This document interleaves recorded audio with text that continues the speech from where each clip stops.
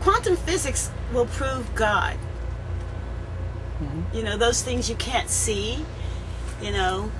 So physicists always talk about those things that they can't see, but then at the same time, you know, like the forces, gravity, and the rest of that stuff, and the whole thing regarding string theory. So metaphysics is, everybody says, well, prove God, even though God has been changed, you know. Same thing, even from the very beginning to now, it's the same God, no, even though they changed the name of the religions and altered a little bit, it's still the same idea that first primitive man believed in. So I believe that quantum physics, which talks about the smallest things in the universe, and even those things we can't see and understand as human beings, like gravity, and, you know, how could celestial beings from one dimension or whatever that dimension is, I think can explain what religion is about. Well, I don't know. Did that make sense? They say about me? They say, oh, she's the nicest auntie. She will always, you know, she's always there for you, whatever, you know. And they also say, oh, she's a nut. They also say she's a gypsy. She's not afraid of anything. Oh, because when you say no to people, that kind of throws them off when they always expect you to say yes.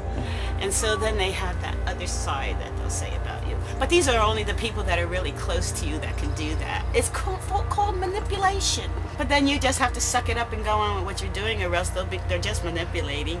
And you got to figure out, what is it you really want to do? Do you want to do what they want you to be, or do you want to be who you are? I choose to be who I am. And if they like me, that's okay. And if they don't, that's okay too. I could live with that. And besides, it's their feelings. They have to live with their own feelings. I can't make their feelings mine. There was this little girl that needed a kidney. And I was going to give her, I went for the test and everything. It turned out to be a match. But she had a kidney from somebody else that might renege on her. Of course I felt good about that, because who wants to really have themselves cut open and a part of them taken out?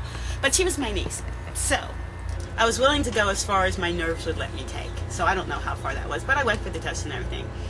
But I knew that where I was living, that I couldn't live there and do that. So I changed my whole location, and she already knew that she had a kidney from somebody else that was local there. And she allowed me to do all of that, and only told me when I did the whole move and everything that she had another kidney, but she wanted me close by for a backup. So she didn't care about my life and what I was doing someplace else. She was just reassuring and making sure she got what she wanted out of life, no matter how much it affected my life. She's fine. She's doing well. I do love her, but I love her from afar, and I don't think we'll ever talk again.